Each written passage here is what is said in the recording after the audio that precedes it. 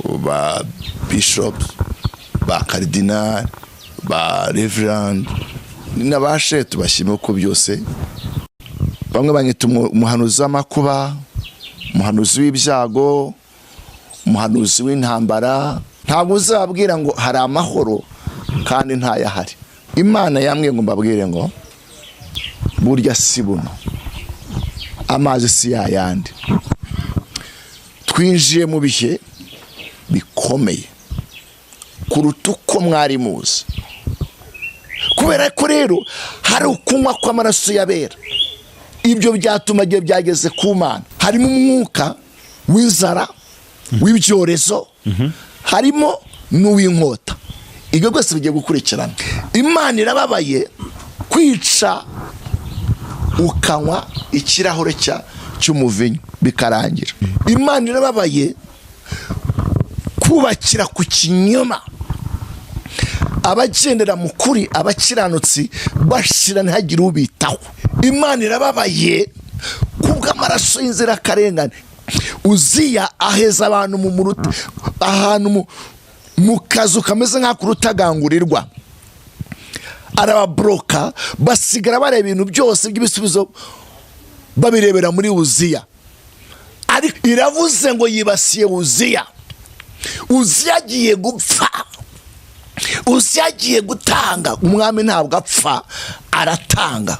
Uziya evode ari ukuntu aza akigira mwiza, agasa nkaho hagije ibyifuzo byawe. Hari abandi bamaze gukara, bamaze gutyara. Abo rero mbonye marayika bashyira inkota mu maboko. Ubwo ndakarabye. Iravuze ngo yibasiye Uziya. Aha ntago ndi butigite, ntago ndi bususumire, ntago ndi bubiri ibyo yibasiye Uziya.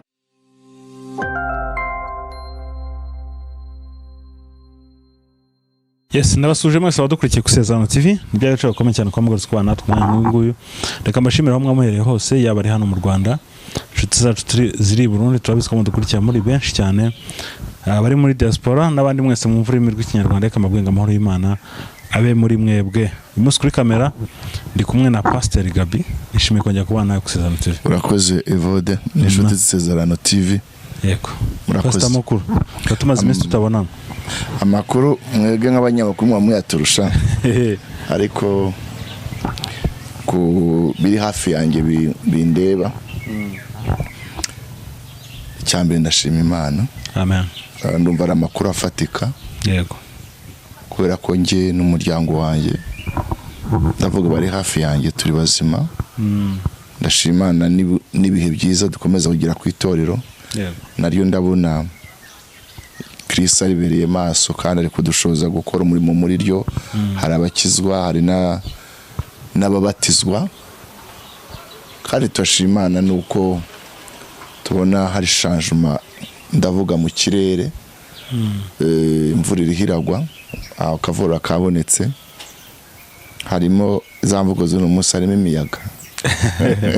Harimo imiyaga. Izuba ryari ryinshi cyane, yariteye ubwoba, ariko turashima Imana. Amen. Twitorero nta mahoro. Ari umurimo murawukora neza nta kibazo. Umurimo regabura ntago umurimo ukorwa neza. Mu ntambara se wavanga ibintu biragenda neza no kurwana. Gusa iyo ukora ibyo ukunze, nubwo wabuca mu ntambara umutima urishima, ariko umubiri ushobora kubabara. Ariko nshingiye ku byo mbona umurimo w'Imana urakorwa nyine nkuko nabivuze. Hari abaza gukizwa. Nabonye mu cyumweru cyashize hari abantu baje basinze, barapfukama baratura. Bukeye bwaho nyuma y'iminsi bagaruka mu materaniro. Icyo mba numva ari igitego. Uzi umuntu kuza yasinze, ubona isi yaramukubise, akavuga ati ndarambiwe, agapfukama akatura agakiza, akongera akagaruka. Ibyo kuri jye nk'umushumba numva ari ishema. Rero cyane ko nabyo binezeza ijuru. Ijuru ntabwo binezezwa nuko umuntu yaguze inzu nziza, yabonye diplome ikirenga, ahubwo ngo rinezezwa nuko umunyabyaha umwe yihane. Yego. Rero umurimo ndabona urakorwa mu ruhande rwacu uko dushobojwe. Uyu munsi nyanga avuga abantu basigaye banezezwa no kubona abantu batuye kurenza uko abantu bihane bakijijwe. Buriya abantu n'abantu ariko baratandukanye. Aba bantu sinzi abaribona, umuntu wese asabona amaturo agera ku maturo. Urumva nyine ngo twari turi mu rusengero twavugaga mu nzu y'Imana, ahitwa mu nzu y'Imana, usigaye sanga abantu bavuga bati kuki abapasiteri uyu munsi bashishikajwe no kwaka abantu amaturo nyamara ntibashishikajwe no kubabwira kureka ibyaha. Nta munsi batayabatse kuko nta mituweli barayatanga, n'indi misoro barayitanga. Ahubwo oya ntagaruko suko ndwanyije amaturo utaza kunyumva wenda uko nashatse suko ndwanyije amaturo ko yenda yatanga. Icyo nari mvuze usanga inyigisho zara ko waruvuze uti misiyo ya mbere nuko abantu bihana bareka ibyaha, ariko uyu munsi usanga inyigisho inyinshi zibanda ku maturo, nyamara ugasanga izibwira abantu kureka ibyaha ntizikivugwa. Umuntu nashaka be ari muri ibi cyangwa umwana ukaza mu rusengero gatanga ituro. Ku ruhande rwanjye inyigisho ni nyinshi, gusa muri byose Kristo arabwirizwa, kandi urufatiro rw'Uwiteka ruracyahagaze rwanditseho Uwiteka azabe. Ntekereza ko njyewe ni experience mfite muri uyu murimo, iyo ushyize urufaranga imbere narwo usoza utarubonye. Usoza utarubonye, ndavuga amaturo. Iyo uje uvuga ngo ninjya gukora umurimo wa Yesu hari izindi nyungu z'umubiri nzakuramo, kikaba ari cyo ushyira imbere, ushobora kuzibona igihe gito ariko ntabwo bikomeza. Gusa hari inyigisho nyinshi zitandukanye, ariko wagerageza kwigisha ubundi butumwa butari ubw'ubwami bw'Imana, uwo namubwira nka Paul. Uwo nguwo rwose akwiriye kwikona, pana ko bamukona, akwiriye kwikona ntakagira ikimuvamo, kandi amaherezo yabo ni mabi. Yego. Ariko katuvuge ngo nko kuvuza uti ndatura, ntekereza ko utura ahantu wumva ko umutima wawe ukunze. Kandi abadukurikira barabizi ko umutima ukunze wose uratanga. Ariko tukwiye no kwirinda inyigisho twumva nk'uko abivuze, nuko ngombwa ko ninjira nkuramo ibindi bintu. Ariko ntekereza se umuntu we kugira ngo yinjiza akaboko mu mufuka akuremo ibyo gutanga, hari izindi mbaraga ziba zamusunitse. Yego. So birashoboka ko ari ibyo yemerewe, birashoboka ko hari ibyo yemeye, bikaba ngombwa yuko abasha gutanga. Ariko reka ibintu byose tubihe igihe. Yego. Murakoze. Pastor, uyu munsi usanga hari abapasiteri bamwe nubwo afite inshingano mu rusengero, afite itora ashumbye, ariko ku ruhande agira n'ibindi akora bishobora gutuma umuryango ushobora kubaho nawe ashobora kwiteza imbere. Ariko ugasanga hari abandi batagira, reka mvuge ngo bihebeye umurimo w'Imana. Abo bantu ushobora kubahuza gute? Ese birakwiye ko pasiteri ashobora kugira ibindi akora, cyangwa se birakwiye ko pasiteri aguma nta kindi kintu, nta bindi akwiye gukora ahubwo akita ku ntama gusa? Ubundi reka mfashe abadukurikira. Nigeze mvuga ko hari ibyiciro by'abantu batatu ariko bakorera ari abakozi b'Imana. Umuntu wa mbere ni umuprotisiye. Yego. Wabyize, wabigize umwuga. Abaprotisiye murumva icyo bivuze, abadukurikira n'abakora mu nzego bwite za leta. Kuko leta ni nini, harimo za ministeri, harimo ibigo bijyanye n'imari nk'uko tubona revenue, RGB, ibigo bishinzwe imishinga iciriritse cyangwa se minini, ugomba hazamo n'inganda. Yego. Abo ni abaprotisiye. Kandi nigeze mbabwira ko abaprotisiye nabo harimo abubaha Imana, ko na Daniel yari muri politike, na Mose gusa harimo ibibahinyuza byinshi, niyo mpamvu no gukiranuka kwabo usanga ari guke. Icyo ni icyiciro cya mbere. Icyiciro cya kabiri ni umunyadini. Umunyadini tuvuze nabo warumbajijeho, ba bishops, ba cardinal, ba reverend, ba evangelist, uko amatitire agenda akurikirana nk'uko imyemerere yabo ibre. Ni nabashe tubashime ko byose yitwa iyobokamana. Icyiciro cya gatatu nubwo bose bafatanye n'idini, ariko n'uwundi muhamagaro wihariye ukora hose, ni umuhamagaro w'abahanuzi. Abahanuzi nabo n'undi muhamagaro, ko umuhanuzi n'umwami ndetse n'umutambyi barakorana, ariko umusono rishyaho ushobora kubikora byose kuko umwuka ni umwe, yego, ariko umusono rya kera abahanuzi babaga bazwi, n'abami bakaba bazwi, n'abatambyi bakaba bazwi, ariko bose ari abakozi b'Imana. Cyane ko umwami icyo yakoraga bandira kuginyuza ku muhanuzi. Umuhanuzi nawe yumviraga ibitambo by'umutambyi bakagira uko bakorana. So reka mvuge rero abo bantu uko ari batatu barakorera Imana. Bashobora gukorera Imana cyangwa bagakora Satani. Kandi nyemvuga ngo na Satani ni umukozi w'Imana. Nuse Satani ni igikoresho cy'Imana. Yego ntabwo gikora byiza, ariko ni igikoresho cy'Imana kuko Imana iragituma kugira ngo gihane inkozi z'ibibi. Buriya Farawo Imana yamuteje shitani,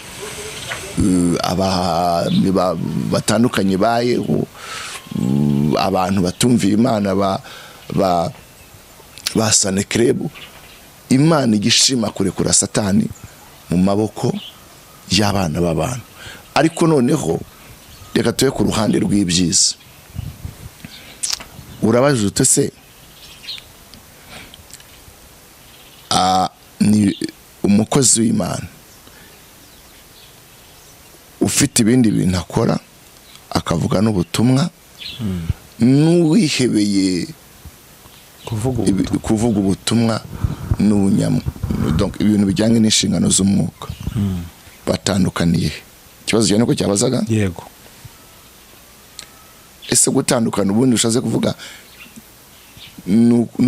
nubikora neza nibazaga niba ari ngombwa ko umutambyi agira ibindi agomba kugira ibindi akora cyangwa se atakwiye kugira ibindi akora. Kuko kugeza uyu munsi bamwe bavuga bati ngewe Imana yambujije kugira ikindi nkora, imbwira ko ngomba kujya mu murimo wayo. Ubundi isi tugezemo dore uko imeze. Mu isono rya kera Imana yari yabwiye Mose, aramubwira ngo uzishyira gukora umurimo w'ubutambyi, umva nifatanye n'idini n'itorero, atari umuryango kwa Lewi azicwe. Abantu babaga batambye bavaga mu muryango wa Lewi baratoranyaga bakaweza, bakabambika imyambaro y'ubutambyi nyine zira za ephod, uko nyine uniform zagomba kuba zimeze, turadukabutura tw'imbere n'iki. Imana ikanabwira ngo nta yindi gakondo bafite mu Bisiraheli atari yo muzu y'Imana. Ariko tubona Nehemiya amaze kubaka Yerusalemu, buryo haje ku ikibazo cyande cy'uwitwa abagoba barwanije Nehemiya cyane, ngo barabarwanije kugeza igihe babatukaga bateze iriyambwa z'Abayuda. Yego, abo ngabo rero baje gucumbikirwa n'uwitwa Yoyashibu. Abo bari abanyamahanga babonaga ibyo bakora. Usoma bice 13 Nehemiya yaje kwirukana umwe muri bo, yani Tobiya, amusoha n'ibintu bye byose, kuko Yoyashibu yarashinzwe icyumba ni nka stock yo kubikamo ibintu byo mu nzu y'Imana, ibyo kurya, imitsima, amafu yo kuzunguza, amavuta, ibintu byatumugaga abatambyi n'abaririmbyi kuko bari barihebeye umurimo w'Imana, kandi ryari itegeko ry'Imana ko nta bindi bazakora. Noneho kubera ba Tobiya wa mwuka wo kurwanya itorero cyangwa se umurimo w'Imana ubutambyi, ngo biba ngombwa yuko abatambyi basohoka mu bikingi, I mean basohoka mu nzu, bava ku gicaniro bajya hehe, bajya mu bikingi. Urumva bagiye mu bikingi ntabwo ari cyo bari barahamagariwe. Yego. Kuki bagiye mu bikingi?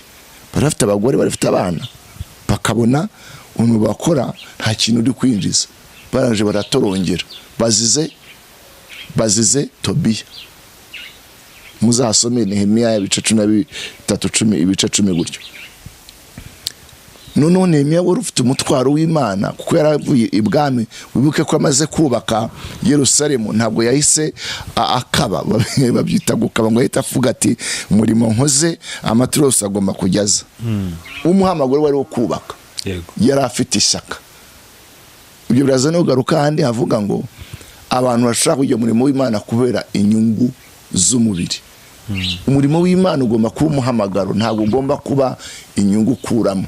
Cyane cyane ko inyungu mu bijyanye n'umurimo w'Imana sizikwiriye kuba ari iz'aka kanya zishira, ahubwo zigomba kuba ari iz'igihe tuzaba turimo n'Umwami Imana, ndavuga Kristo, ibihe byose.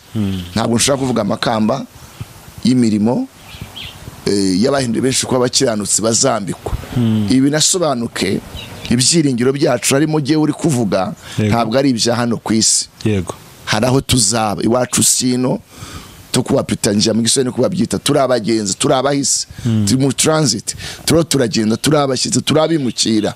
Hari aho tuzaba. Ibyo nibyo byiringiro byacu. Rero turakora mu isi nk'abatazayigumamo, nk'abatazayitindamo. Ibyo nibyo byiringiro byacu. Rero bituma nsubire ku ijambo, Nehemiya asanga umurimo w'Imana wararetswe. Biba ngombwa ko asohora Tobiya. Yego. Yahise amusohora igitaraganya n'ibyo byose. Bivuze iki kuri jye nawe dukurikira? Hari ibintu byinjira mu itorero, hinjira ishyari. Erega hari abagabo Paul yavuze ngo hari ababwiriza kubwo kwirema ibice, hari n'ababwiriza kubw'ishyari. Ngo ariko twebwe tubikorana umutima ukunze. Kubwiriza kubera ishyari no kubera icyakwirema ibice. Uno munsi ndazi ko ari ibintu byinshi biri kunkurikira. Yego. Iyi kamera ni nziza no kugira popularity, abantu benshi bagukurikirana ibyiza, cyane cyane yubaka mu buryo bw'umwuka. Umwana w'umuntu rero, kuko ibintu bifatanye no kuvuga ni ibintu biguza n'abantu kandi biraryoshye pe. Ndetse n'ahantu njya mbwira abantu tujye tuhakunda, tuhishimire, ariko ntitugashake kuhajya cyane kuko hari ibibazo byaho, kandi udashobora kuresista Satani agukora ibintu bibi cyane. Hari ijambo Paul yabwiye Timoteyo amubwira ngo kugira umuntu afate responsibility, y'ubudiakoni cyangwa ubudiakonikazi cyangwa ubishop, ntagomba kuba akijwe vuba, ntagomba kuba ntirenganya, ntagomba kuba akunda amafaranga, ntagomba kuba agomba umuntu ushobora gucumikira abashyitsi. Hari criteria ziranga umukozi w'Imana, ngo yatazujuje ngo arahinyuka, akagwa umutego wande wa Satani. Rero guhagarara ahangaha ukaza wenda kukubona nje cyangwa nundi yaje cyangwa se hari ukundi kuntu mubona kwiza, nawe ugashaka guhita ubigenderamo, biriya bintu utabyujuje uzaseba kandi ntawe uzakurengera. Rero tugomba gukora Imana tugira gute, duhinda umushyitsi. Nkavuga ngo rero Nehemiya byaye ngombwa ko abasohorana n'ibintu byabo byose. Kuki yabasohoye? N'abantu bafite igomwa, n'abantu bafite iruba, n'abantu bafite ishyari, n'abantu birema ibice. Abo ni ba Tobiya, baba binjira muri twe. Rero impamvu gende ku ruhande evote ku kibazo bazije, ndi ku ruhande rw'abakozi b'Imana ashobora gukora umurimo w'ivugabutumwa ariko atarambirije kubo ariho arabwiriza ubutumwa. Wigeze umaze ikintu amaze uti ese role model cyangwa se umuntu w'icyitegerezo mu murimo w'Imana ubona muri Bibiliya ninde wakwigira? Ndavuga ngo ni Paul. N'ubureka misubiremo, Paul haraho yageze akajya cyaha abantu kabwira ngo ntimuke bakazitereyemo, ari mu Bagalatiya mu Bakolosayi, ntimuke bakazitereyemo, mukwiye gukoresha amaboko yanyu kugira ngo mubone ibyo kurya byanyu. Yego. mu kazi itereyemo n'abandi buri mu rugo ukajya kubona ukabona ageze ukabona baraje ngo ni bene so biriwe aho ngaho story boro bavuga iby'itorero ntacyo bakora amasaha agira ngo bajye muri repetition nazo zikaba induru. Kubera iki? Iteka umuntu adafite icyo gukora Satani amaboko azayaha icyo gukora. Ufite capacity yo kuba wakoresha ibitekerezo ndetse n'amaboko kandi n'umwuka wera. Yego. Rero ndi ku ruhande rw'abantu bashaka kuvuga ubutumwa bwiza bakoresha n'imirimo y'amaboko, kuko itoro Satani arirwanya cyane, araryanga. Aho kugira ngo rero kandi mureke mbabwira ibi byose twabibayemo. Evode nange ari navuze nti nzavuga ubutumwa ndagira nibera mu rusengero, yego, ariko nyabona n'inkigwiza imbaraga. Ibintu by'isi ugasaba bicura urubanza. Nuno munsi hari abantu bavuga ngo abacuruzi ngo abantu b'abakire ntibazajya mu ijuru. Ukibaza bafite aho babipimira. Niba hari abantu bakennye muri iki gihe, muri iki kinyejana, ni abarokore. Statistics zirabigaragaza. Abarokore barakennye. Abarokore umusore niwe ujya kurongora yangiza akajya gutwerereza intwererano. Intwererano inkwano ntabwo bayitwerera. Inkwano ugomba kubira icyo ukayikorera. Uno munsi abafite ababyeyi babaraga cyangwa se ngo babakwere ni bake. Ugasanga ariho aravuna abantu abeza invitation ategereje kuzabonamo iki inkwano. Nugasanga n'utwo abonye dushyize ku nkwano bagasoza umuriro waka w'ubukene. Kandi aba benshi basoza, urebe igitangaje, basoza bava mu murimo w'ivugabutumwa bajya mu bikingi gushakisha, ugasanga ararambitse mikrofone nta kivuze ubutumwa. Kubera iki? Yavugaga ubutumwa n'umusiribateri. None bagize urugo rukeneye kujyamo abashyitsi, bakeneye kubyara, bagomba kwiga, ugasanga agiye kuri panike y'imibereho. Rero byaba byiza ko ubyubaka mbere. Ngiye niyo ngiye gusezanya uri umusore, ndakubaza mufite inkwano, ufite aho gushyira umugeni, ibyo bintu biri byonyine, ibindi ni we wimenya, ariko ukeneye kubinyereka. Rero Paul yaravuze ngo sinkwiriye kubaremerera, nakoresha imirimo y'amaboko kugira ngo mbone ibintunga. Anabwira ngo itoro ryankenuye ni iry'e Makedoniya babinsangishije Filipi.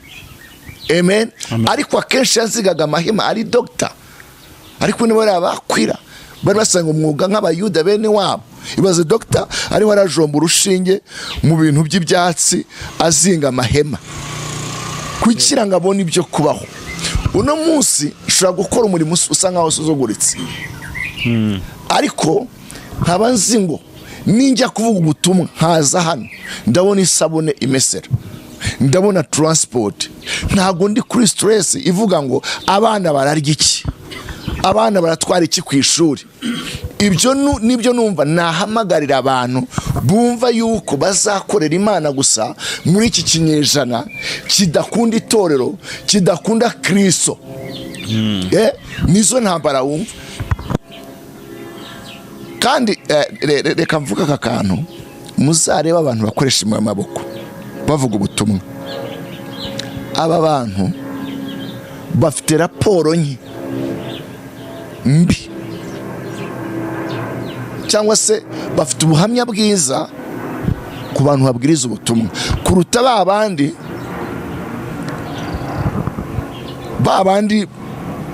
nabo barahamagawe. Ariko niba wenda dushobora kugaragara neza inyuma, ariko in deep inbox hari imbere dufite raporo z'abatuburiwe, z'abagayiwe amaturo, z'abishyuzwa ubuhanuzi. Question mark. Dukeneye ubuhamya ku bw'itorero, cyane ko biteye isoni ngo izina ry'Imana riratukwa mu bapagani bihereye mu nzu y'Imana. Rero je ku ruhande rwanjye simvuze ko adashobora guhamagarwa ari full time, ariko dukeneye kubona bimenyetso. Ariko ninde muntu wavuga ubutumwa kuruta Paul? Uzi icyo Paul yavuze? Yaravuze ngo kurongora ni byiza, ariko nimubona uburyo mubireke mumere nkanjye, kuko urongora azarushywa no gushaka ibyo kunezeza umugabo we cyangwa umugore we, mugenzi we. Bivuze ngo gukora Imana si by'umugabo n'umudamu yakorera Imana. Ariko reka mvuga akantu gakomeye, mere nk'uwahuranye. Hari amahame ntakuka. Niba ukorera Imana uri umugabo cyangwa uri umugore, ugomba kuba ufite income, ufite ahantu ukura bitunga urugo. Ariko no munsi urebe urya inzira irimbuka yasemye kutegeka ubwawe bw'ijuru. Dufite bene data bashiki bacu bamaze kurongorwa, je ntabwo mbyita kurongorwa, ibi mbyita kurongorora. Kinyarwanda kurongorora, arongowe rimwe, arongowe kabiri, arongowe n'umugabo wa gatatu, stile racyavuga ngo ubutumwa. Nababwiye ko nta butumwa bwiza bavuga. Uzi biriya ni ukutiha agaciro ngo ugahe n'abandi. Iyo puravuga ngo mukwiriye gukoresha amaboko yanyu kugira mubone ibyo kurya, bivuze ngo je navuga ngo kugira ngo mugire n'ishema, kuruta ko wumva ko waba muri fanatism ukabashobora gufana uzi kuvuga neza niyo mafaranga bakayaguha, ariko uri igikoresho cy'abadayimoni. Ntabwo uri umukozi w'Imana, igikoresho cy'abadayimoni. Ntabwo uri produit Imana iproduiza kugira ngo yubaka abantu, ahubwo uri igikoresho cyo gusenya abantu. Mvuze ibintu bikomeye. Biravuga ngo umugabo n'umugore bazabana akaramata. Wanzwe n'umugore cyangwa se wanzwe n'umugabo wa kabiri wa gatatu, ufite icyizere cy'uwa kane, aho ni amadivorce. Ibyo rero akenshi biterwa n'iki? N'ubukene. Niba abagore aca hano akagenda akavuga yego, akanahanura bikanacamo, akavuga amagambo akomeye vode bikanacamo. Buriya hari ahantu ubunkozi, hari ibintu hari butubukanzeho bikanacamo. Ariko hari aho usanga ari igikoresho kidafite break, kugezaho mugenzi we atamubona, umugabo atamubona cyangwa umugore atamubona. Ariko nukora uziha gahunda, uzavuga ngo iki ni igihe cyo kuvuga ubutumwa, iki ni igihe cyo kuzinga amahema, ni iki ni igihe cyo kubona n'umuryango wanjye. Ariko n'uburi umuntu udafite stability, uzaba umeze nyine nk'umuyaga uri aho ngaho, gipepeyo nk'ikinyugunyugu kiri aho ngaho kidafite aho gifashe. Ibintu byose mwajyanye, ari ukuba ugasenya urasenya, ari ugusenya abantu urasenya, ntacyo bikubwiye. Ariko ibyo ni ukutica abantu ngo barerwe bamenye icyo gukora. Sosiyete turimo hano ku isi dukwiriye gukora, dufite amafagitire. Erega reka nkubwire vote, kuvuga ubutumwa si gufata mikrofone. Niyo mbashije gukoresha umuntu nkamuhemba, nabyo ni ubutumwa bwiza. Iyo mbashije kugira uwo nshyira muri company nkamuhemba karya, nkanamubwiriza, uzi abantu bamaze guhindukira maze kubwiriza mu mirimo y'amaboko, ntabwo banyita nde, banyita pasiteri. Ntabwo gukora imirimo y'amaboko binkura kuba pasiteri. Imana ishimwe cyane, murakoze. Pastor urakoze cyane kudufasha. Buri abantu baba babyumva bitandukanye. Reka uyu munsi twigire muri message Imana yagukiza ku mutima kugira ngo ugeze ku bantu bayo. Murakoze. Nanye n'uwawe. Reka mbere ko dusenga dusoma n'amagambo y'Imana. Yego. Dusome ibyahishuwe ibice bya 16 uhere ku murongo wa 12 wadusomera ibyahishuwe 12 ibice 16 umurongo wa 12 kuba dukurikiye 16 umurongo wa 12. Amen. Gere ku 20. Haravuze ngo marayika wa gatandatu asuka urwabya rwe mu ruzi runini Ufurate, amazi yarwo akamera kugira ngo inzira y'abami baturuka iburasirazuba yitegurwe. Nuko mbona mu kanwa ka cya kiyoka no mu kanwa ka ya nyamaswa no mu kanwa ka wa muhanuzi w'ibinyoma havamo imyuka itatu mibi isa n'ibikeri, kuko ariyo myuka y'abadayimoni ikora ibitangaza, igasanga abami bo mu isi yose ngo ibahururize kujya mu ntambara yo ku munsi ukomeye w'Imana ishobora byose. Dore nzaza nk'umujura, hahirwa uw'amaso akarinda imyenda ye, kugira ngo atagenda yambaye ubusa bakareba isoni z'ubwambure bwe. Ibateraniriza ahantu mu ruheburayo hitwa Erimagedoni. Marayika wa karindwi asuka urwabya rwe mu kirere. Ijwi rirenga rivugira mu rusengero kujya mu ntebe riti, birarangiye. Habamo imirabyo n'amajwi no guhinda kw'inkuba, habaho n'igishyitsi cyinshi, igishyitsi gikomeye gityo ntikigeze kubaho uhereyeho abantu babereye mu isi. Wa mudugudu ukomeye ugabanywamo gatatu, imidugudu y'abanyamahanga iragwa. Babuloni ikomeye yibukwa imbere y'Imana ngo ihabwe agacuma k'inzoga ariyo nkazi y'umujinya wayo. 20 Ibirwa byose birahunga kandi imisozi ntiyaboneka. Amen. 21 aravuga ngo urubura rukomeye rumanukira ahantu ruvuye mu ijuru. Rumanukira abantu ruvuye mu ijuru. Ibuye ryarwo rimwe riremera nk'itarantu. Icyo cyago cy'urubura gituma abantu batuka Imana, kuko icyago cyarwo gikomeye cyane. Amen. Ahandi aravuga ngo ntabwo barakihana. Reka dusenga Imana. Data so mwami wacu Yesu Kristo, ndagushimiye ndaguhaye icyubahiro kwabanye natwe, umpaye umwanya amahirwe akomeye kugira ngo nkingure akanwa, ngire umuntu nubaka, ngire umuntu nkura mu isi y'umwijima akugarukire, ngire umuntu usubizamo imbaraga. Mwuka ndagusabye kugira ngo ibyo byose wampaye mbashe kubitambutsa hatabuzemo na kimwe. Cecekesha amajwi yose y'umwijima mu izina rya Yesu. Amaraso yawe Yesu reka yongera ngote, niyo niyambaje. Izina ryawe ryubahwe none n'iteka ryose, nsenze nizeye. Amen. Imana yambwiye ngo mbabwire ngo burya si buno, amazi si yayandi. Twinjiye mu bihe bikomeye kuruta uko mwari muzi.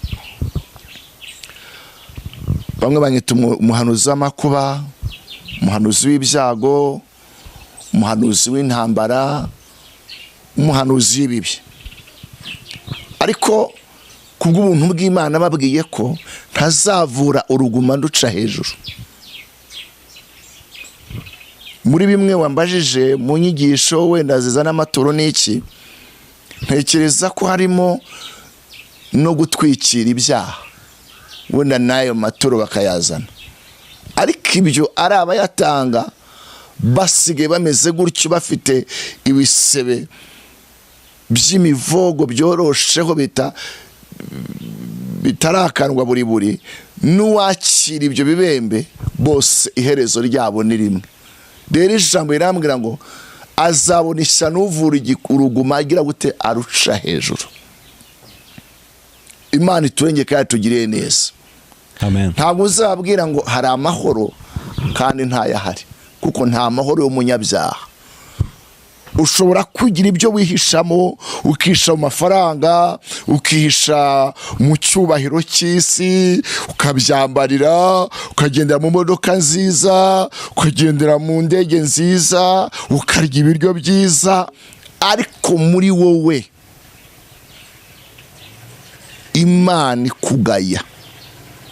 Rero reka ngufashe, haracyari imbabazi z'Imana. Imana iturengere kandi tugire neza. Iteka Imana ikunda abantu bayo. No muri ibyo byago no muri ayo makuba, Imana yanyeretse y'ibyo bintu bigiye kwisuka, nabyo hari mu rukundo rw'Imana. Kubera ko banze kumvira mu nzira nziza, Imana igiye gukoresha iyo nkoni kugira ngo abantu bayigarukire. Mu mirongo yo hejuru iyi ni operasiyo y'Imana. Isuka urwabya, kandi urwabya rwari urw'ibyago. Irusutse habaho kugabanywa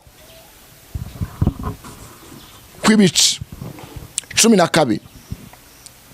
Marayika wa gatandatu asuka urwabya rwe mu ruzi runini Ofurate, amazi yarwo akamira kugira ngo inzira z'abami baturuka iburasirazuba yitegurwe. Imana igiye guca inzira zituma ibintu byose bikomeye bikwisukaho. Umwana w'umuntu ashobora gufunga inzira, agashyira amato mu nyanja, akubaka ibiraro, agashyiraho uburinzi n'ingabo zabitorejwe. Ariko hari izindi ngabo z'Imana zirimo uyu marayika wa gatandatu ngo yasutse urwabya. Uru rwabya rutanga ubushobozi bw'uko inzira ziharurwa z'abami binjira mu ntambara. Iyi ni intambara y'Uwiteka. Hariyo nk'umuntu ushobora kwirwanirira ukabona uracyarinzwe, ariko Imana igiye kukureka igushyira mu maboko y'umwanzi. Hari ibintu rero bitatu Imana bihagurukije. Icya mbere ni ibinyoma.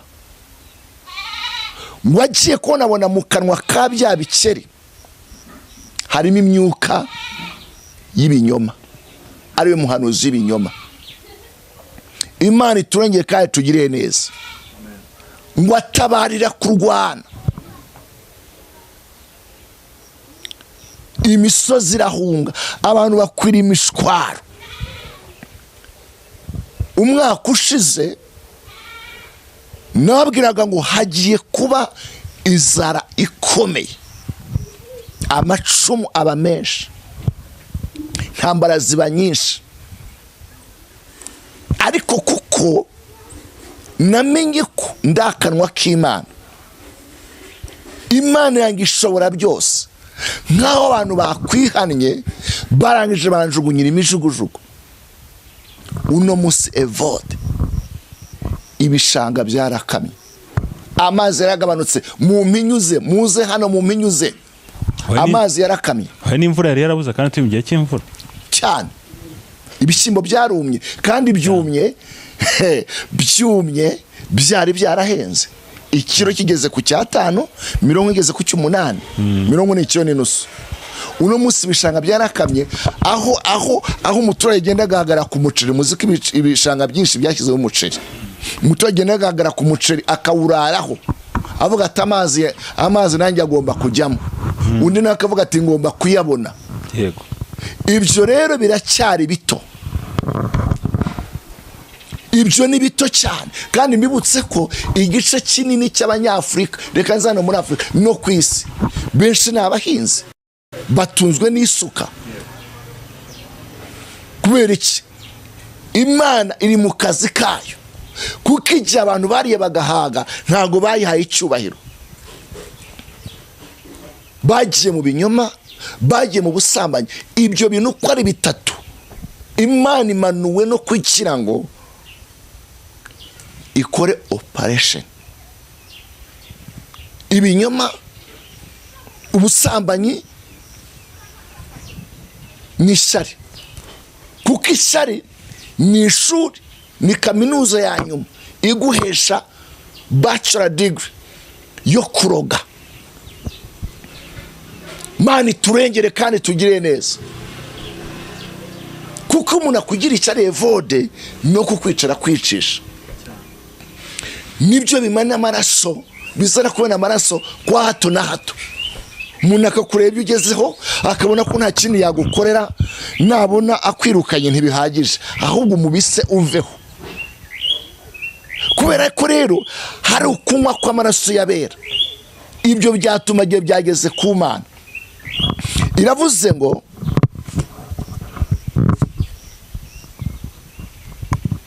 marayika wa gatandatu, ndashaka kugenda ijambo kuri ndi uko nabibwiwe. nuko mbona mu kanwa ka cya kiyoka no mu kanwa k'aya nyamaswa no mu kanwa ka muhanuzi w'ibinyoma havamo imyuka itatu mibi isa n'ibikeri. Ese iyi nyamaswa n'uyu muhanuzi w'ibinyoma n'iyi myuka y'ibikeri bisobanuye iki? Iyi nyamaswa ni ubwami, ni imbaraga, hari mu kanwa ka nyamaswa no mu kanwa k'umuhanuzi. Uyu muhanuzi w'ibinyoma ni idini. Ibi bikeri ni imbaraga z'icyaha, cyaragiye kiricara kirabyimba. Uzi ko igikeri cyica inzoka cyane, iyo cyayitanze kirayipevera, kifunga umunwa kikayihaga, igaturika ikagwa aho ngaho. Igikeri kizwimo ibintu byinshi, hari chemicals, hari n'uturemangingo, hari ibintu kivamo abashimisite bashobora gukuramo bakaba bagira ibyo bakibyazamo. Igikeri kizwiho amateka mu buryo bw'umwuka. Igikeri gishobora gukoreshwa ibyiza cyangwa kikaba bibi, ariko ibyinshi bikibarwaho ni bibi. No kwa Farawo Imana yakoresheje ibikeri, ingabo z'ibikeri yaragiye irakamandinga mu mazi, ibishanga, inzuzi, ibikeri birazamuka kwa Farawo. Ibijya mu mashuka, bijya mu masahani, bijya mu masafuriya, bijya mu ntebe. Noneho Imana yoreza marayika arabyica. Amaze kubyica biranuka, haba umuganda rusange wo gukuraho ibikeri kwa Farawo. Ariko icyo cyago nacyo ntabwo wigeze cyumvisha nde Farawo. Uno munsi rero ngo bigaragaye bivamo imyuka y'iki y'ibinyoma. Havamo imyuka itatu mibi isa n'ibikeri, n'ibikeri ariko y'ibinyoma. Iyo myuka itatu rero harimo umwuka w'inzara, w'ibyorezo, harimo n'uw'inkota. Ibyo byose bigiye gukurikirana. Na hano inzara yari ikurikiranye n'ibyorezo. Wenda wavuga ngo harundi wabihanuye simbizi, ariko mugere mu bikurikire. Icyo kiganiro cyarakurikiwe cyane. Ikinkundira ijwi ry'ubuhanuzi benshi barabyumva, barabikurura, kandi nane bafashe igihe barabisengera. Noneho mu buryo bugaragara bufatika hari akagozi Imana ari igifashe k'intambara. Wewe ndashobora kumbwira ngo wowe se ntibikureba. Imana irashaka ko duca bugufi tukihana. Niyo yavuze ngo izaturinda tuba amahoro masa. Ntabwo umukiranutsi agira ubwoba bwo kupfa. Imana igufitemo umugambi, imfitemo umugambi, izatuzigama. Muri ibyo ngo Mana si rimwe si kabiri nabonye neza yawe. Mu gihe cy'inzara ihisha abantu bayo, mu gihe cy'ibyorezo Imana izigwisha abantu bayo, no mu gihe cy'inkota izigwisha abantu bayo. Ariko abinangiye inkota igiye kubarya, inkota igiye kubarya y'Uwiteka. Imana irababaye kwica ukanywa ikirahure cy'umuvinyo bikarangira. Imana irababaye gukuramo inda zigafomozwa ugakomeza urugendo. Imana irababaye kubakira ku kinyoma, abagendera mu kuri, abakiranutsi bashira ntihagire ubitaho, ntihagire ubumva. Imana irababaye kubw'amaraso y'inzirakarengane yatumbagiye.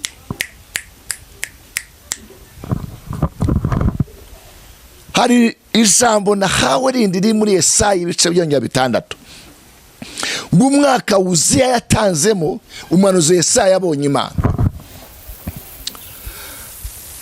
Hari abantu uburyo bubiri. Hari abantu ngo bakureye Imana barangije bayivaho, basigara bahanze amaso Uziya. Uziya niwe bamenyera buri kimwe cyose. Uziya yarababwiye ngo nimuze tuzakorana, tuzabana. Murabizi ko mbemera namwe kandi muranyemera bitewe n'ibyo mbakorera. Uziya aheza abantu ahantu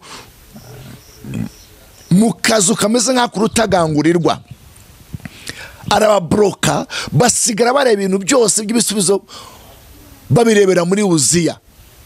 Ariko kuko Imana ifite misiyo kuri abo bantu, ndavuga abantu bigeze gukorera Imana, bafite ishyaka ryo kuvuga ubutumwa, bazi ko bazanura amahanga, none bageze kwa Uziya barakwama. Iravuze ngo yibasiye Uziya. Uziya agiye gupfa, Uziya agiye gutanga. Umwami ntabwo apfa, aratanga. Yesaya abonye Imana, Yesaya yongera ahishurirwe. Yesaya yahishuye Yesu imbere y'imyaka 500 mbere ko agaragara mu mubiri. Yaravuze ngo nguriya ndamureba, azitwa Emmanuel, igitangaza Imana turi kumwe, azasanganya imitima, ni umukiza w'abari mu isi. Aravuga ngo isi yose izabona agakiza. Uyu yari Yesaya kuko yari amaze kwezwa.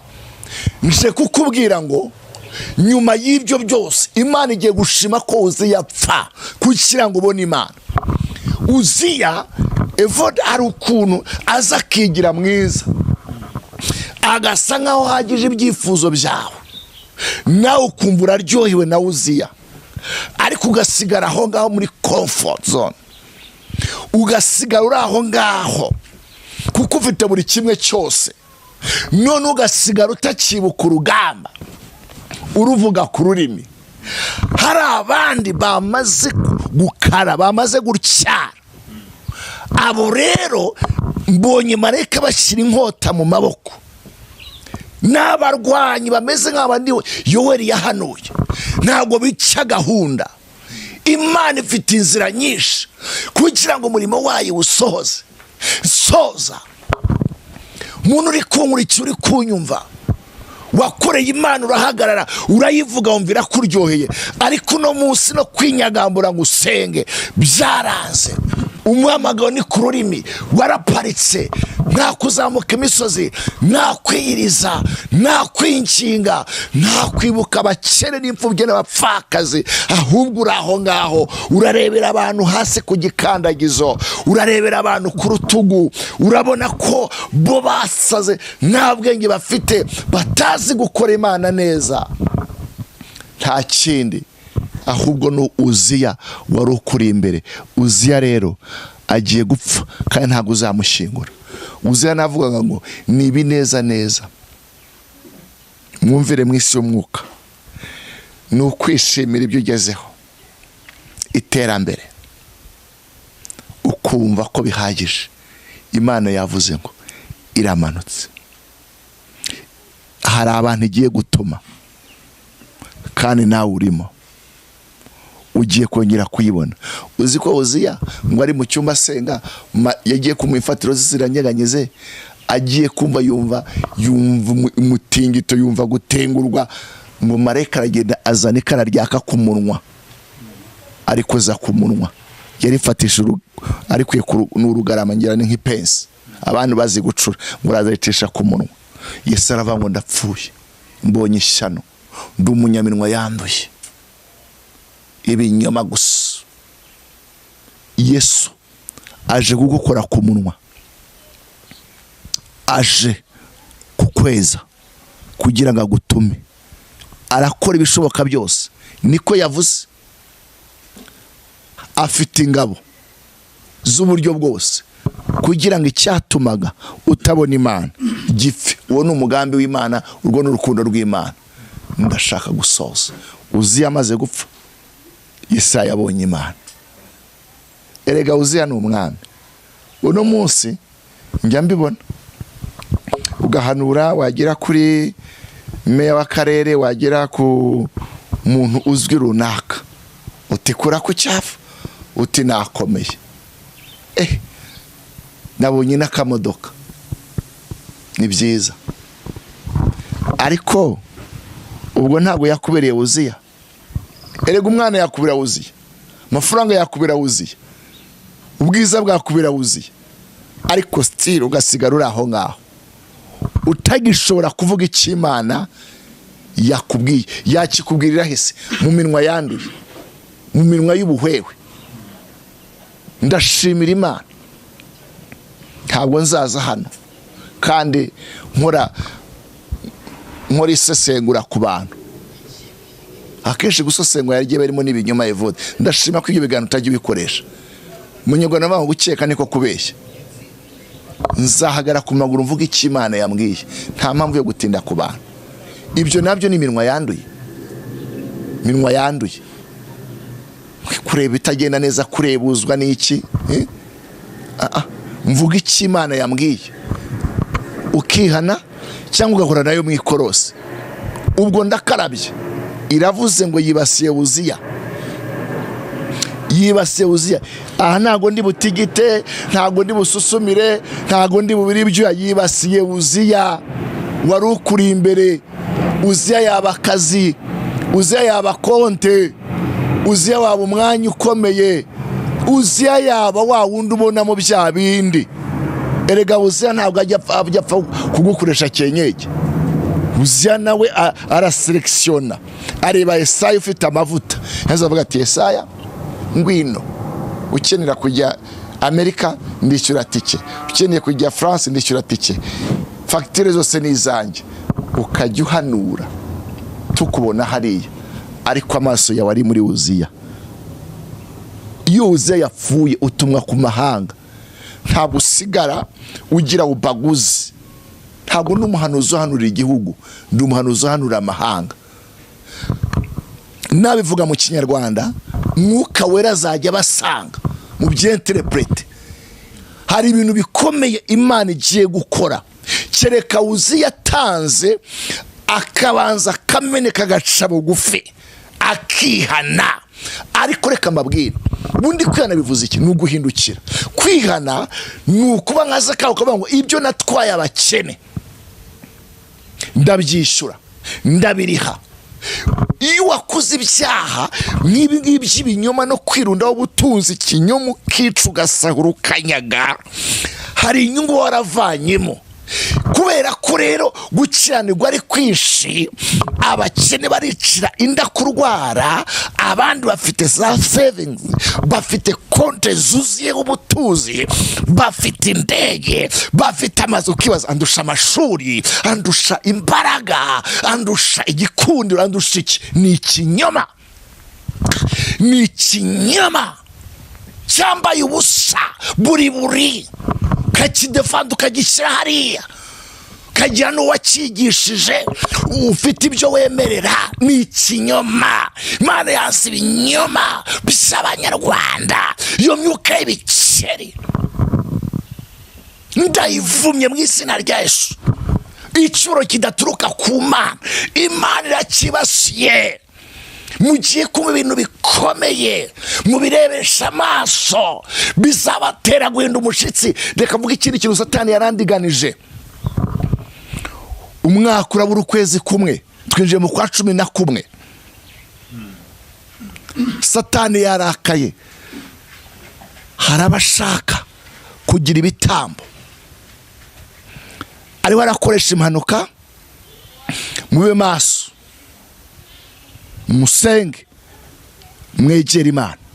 Ariho arakoresha impanuka kugira ngo imitima ishwanyagurike.